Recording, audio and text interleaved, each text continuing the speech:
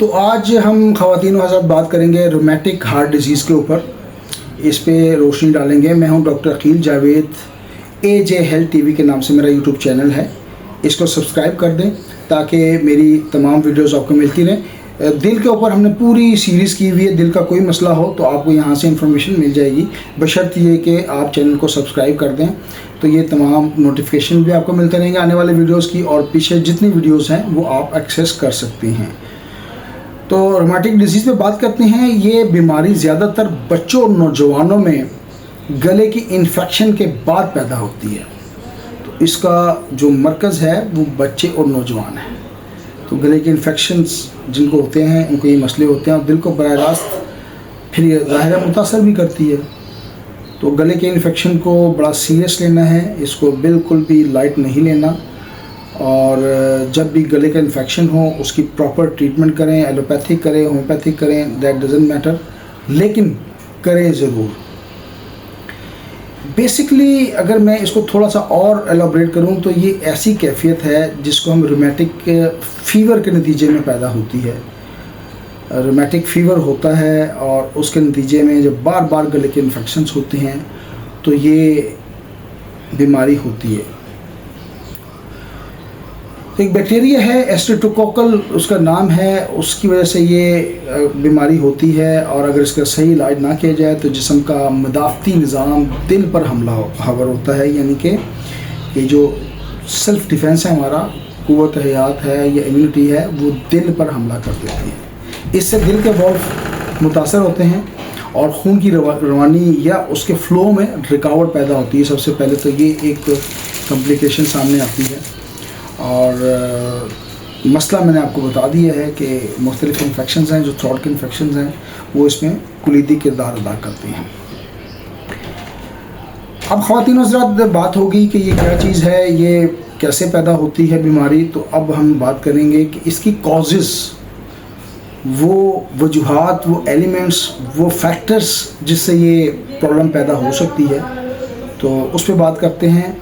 बार बार गले की इन्फेक्शन या सोजिश या बुखार ऑलरेडी मैं बता चुका हूँ। इसका अगर बर वक्त इलाज ना किया जाए तो ये प्रॉब्लम्स चलती हैं और गले की सोजिश के बुखार का हमें इलाज करवाना चाहिए है।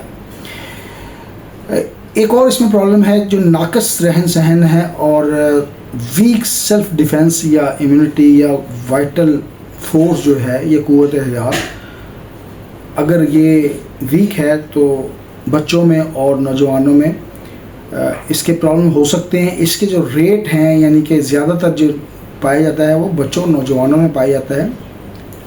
तो वैसे तो तमाम लोगों ने एहतियात करनी है, बूढ़ों ने भी करनी है, नौजवान स्पेशली और बच्चे, इनको चाहिए कि इस बीमारी से बचने की कोशिश करें, क्योंकि इसका जो मेजर हिस्सा है वो इन कैटेगरीज़ पे या इन एज ब्रैकेट पे हमलावर होते हैं।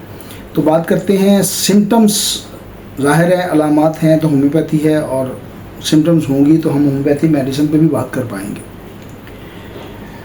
बुखार के बाद दिल का दर्द, यानी कि सीने में पेन महसूस होती है। ज़ाहिर है सांस, जब दिल सही पंप ना करे, काम ना करे, तो सांस का फूलना भी उसमें शामिल हो जाता है। पल्पिटेशन जो है वो बहुत ज़्यादा हो जाती है कि दिल की जो धड़कन है वो 100 से भी ज़्यादा टाइम करती है। 60 और 100 के दौरान नॉर्मल रेंज है, अगर इससे ज़्यादा हो तो फिर प्रॉब्लम है। वीकनेस है, फटीक है, इसमें ये दो एलिमेंट लाजमी शामिल हैं। सीने में जकड़ाव या कंस्ट्रिक्शन ऐसी महसूस होती है जैसे किसी ने शिकंजे में दिल को जकड़ लिया हो, तो ये भी है। जोड़ों में स्वेलिंग हो सकती है, दर्द हो सकते हैं। बार बार थ्रोट इन्फेक्शंस मैं बार बार कह रहा हूँ इसकी हिस्ट्री होती है, और ये वो वजूहात हैं जिनकी मतलब ये अलामात हैं जिन पे हम बेस करते हुए इस कंडीशन से निकल सकते हैं। और ये वो चीज़ें हैं जो हमें गौर करनी चाहिए। एहतियात बहुत ज़रूरी है। वॉक करें सुबह शाम, बड़ा ही मतलब इसमें वॉक की बड़ी अहमियत है। सुबह दोपहर तो नहीं, खैर सुबह और शाम 40-40 मिनट की अगर वॉक हो जाए तो सबसे बेहतर है। तो ख़वातीन हज़रात, हम अब बात करेंगे कॉम्प्लिकेशंस। अगर इसका इलाज ना हो तो ज़ाहिर है आगे क्या प्रॉब्लम हो सकती है, उस पर भी हमें बात करनी चाहिए। तो इसमें कॉम्प्लिकेशन सबसे बड़ी जो ये है वो दिल के जो वॉल्व है वो सिकुड़ जा सकते हैं, यानी कि माइट्रल स्टेनोसिस हम इसे कहते हैं, वो दिल के वॉल्व सिकुड़ जाते हैं और लीक हो सकते हैं। दिल की कारकर्दगी ज़ाहिर है उसमें प्रेशर आएगा, वो कम हो जाती है, और इसके साथ एक एसोसिएशन होती है, दिल बढ़ भी जाता है, जिसको इनलार्जमेंट ऑफ हार्ट की हम नाम देते हैं, जो ऑलरेडी मैं वीडियो कर चुका हूँ। बेसिकली दिल पर एक सीरीज़ ऑफ वीडियोस कर रहे हैं, आपको दिल के तमाम मसाइल का की वीडियोस हमारे चैनल पर मौजूद होंगी। तो सबसे बढ़कर हार्ट का फेलियर हो सकता है, यानी कि दिल जो है वो फेल हो सकता है, और दिल की धड़कन की बेतरतीबी हो सकती है, जिसको हम मेडिकल लैंग्वेज में अर्थेमिया कहते हैं, वो हो सकती है। अर्थेमिया पे ऑलरेडी हमारी एक वीडियो मौजूद है, आप लोग उसको देख सकते हैं। और ये सारी चीज़ें होंगी तो ज़ाहिर है जो जना है उसने मरना भी है, तो जान का ख़तरा, हार्ट जब फेल होगा और दिल नहीं रहेगा और दिल में बहुत सारी चीज़ें होती हैं, तो फिर वो जान निकलती है। जब जान निकलती है तो जाहिर है एक इंसान, वही आँखें, वही नाक, वही मुंह आपके सामने पड़ा हुआ है, रूह परवास कर जाती है। तो कोशिश करें, मैं डरा नहीं रहा आप लोगों को, कोशिश करें कि एहतियात बरतें। एहतियातें बहुत सारी चीज़ें आपकी बैलेंस कर देती हैं। अच्छा, इसमें अब डायग्नोसिस हम कैसे कर सकते हैं? हिस्ट्री ज़ाहिर है बार बार अगर इन्फेक्शन हो रहा है तो वो भी एक प्रॉब्लम है, उसको हमें मद्देनज़र रखनी चाहिए। स्टेथोस्कोप से दिल की आवाज़ों को अगर डॉक्टर काबिल है तो वो समझ पाता है कि इसमें दिल की जो आवाज़ें हैं वो मुख्तलिफ़ किस्म की, जिस तरह गाड़ी का एक इंजन ख़राब हो जाता है ना, इस तरह दिल की आवाज़ों का फ़र्क भी पड़ जाता है। ECG, इलेक्ट्रोकार्डियोग्राफी, ज़ाहिर है दिल के वाल्व की हालात को जानने के लिए बहुत ज़रूरी है कि वाल्व ठीक काम कर रहे हैं, नहीं कर रहे हैं। इसके अलावा ब्लड टेस्ट आप करवा सकते हैं। ब्लड टेस्ट में बहुत सारी ऐसी चीज़ें हैं जिसमें ASO टाइटर कल्चर अगर आप करवाएं तो पता चल जाता है कि इस वक्त क्या पोजीशन है, ये बीमारी है या नहीं है, तो वो इंसान को करवानी चाहिए। और ब्लड टेस्ट से बड़े अच्छी तरह ये कंट्रोल तो नहीं, डायग्नोज हो सकता है। तो ये टेस्ट करवाएं। इंशाल्लाह जब डायग्नोसिस हो जाती हैं तो फिर आपकी मर्ज़ी है, हकीम से इलाज करवाएं, एलोपैथ से करवाएं, होम्योपैथ से करवाएं, वो इशू नहीं है, लेकिन इलाज ज़रूर करवाएं। अब आते हैं जी एहतियातें हमें क्या करनी चाहिए, प्रिकॉशंस पे बात कर लेते हैं। बच्चों और जवानों में जो गले के इन्फेक्शन हैं इनको लाइट ना लें और कभी भी नज़रअंदाज ना करें, और सेल्फ मेडिकेशन में ना जाएँ। लोग बाज़ार जाते हैं, कोई ख़ास किस्म के एंटीबायोटिक मिलते हैं वो दे देते हैं, ऐसी प्रैक्टिस ठीक नहीं है। तो किस्सा मुख्तसर बर वक्त इलाज करवाएं, और अगर कोई मसला है तो उसको टैप करने की कोशिश करें। जो दिल के मरीज़ होते हैं ना, जो हार्ट के मरीज़ होते हैं, इनको एक परमानेंट बेसिस पे एक डॉक्टर रखना होता है। जैसे आपने गाड़ी रखी है उसके लिए एक मैकेनिक रखते हैं, इसीलिए दिल के लिए भी आपने डॉक्टर रखना होता है, उससे मिलना होता है, उससे कंसल्टेंसी करनी होती है, और उसको पैसे भी दिया करें ताकि वो शौक से कंसल्टेंसी कर सकें। हमारे केसेस में ऐसा नहीं है, मैं कंसल्टेंसी बिल्कुल लेता हूँ। और सख्त वर्जिश से परहेज़ करना है, लाइट सी वर्जिश चल सकती है इसमें। ग़िज़ाइयत से भरपूर, सादा और सहल खुराक को इस्तेमाल करने की कोशिश करें। लाइफस्टाइल को अच्छा करें। बर्गर, पिज़्ज़ा और ये जो अलार्म फलार्म चीज़ें हैं इसे अवॉइड करें। फ़ास्ट फूड, फार्मा वगैरह ये बिल्कुल जहन है, इसको समझने की कोशिश करें, दिल के साथ ना खेलें। अब हमारा जो पार्ट है वो है जो होम्योपैथिक मेडिसिन कौन कौन सी इसमें मुफीद हैं।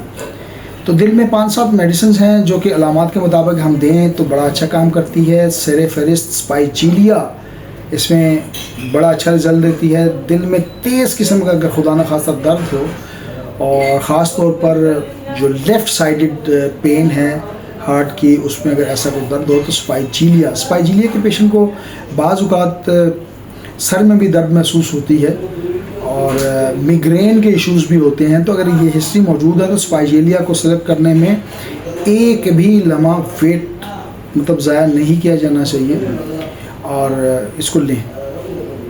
30 में इस्तेमाल करवाएं, इंशाल्लाह सुबह दोपहर शाम ले सकते हैं। कैक्टस में ना दिल का जकड़ाव, शिकंजे की सूरत, ऐसे लगता है जैसे दिल को किसी ने पकड़ लिया हो, कोई शिकंजा या उसको कस दिया हो। तो ऐसा एहसास अगर मौजूद हो तो कैक्टस बेहतरीन काम करती है और हमारी क्लिनिकल एक्सपीरियंसेस में ये मेडिसिन बहुत अच्छे रिजल्ट देती है।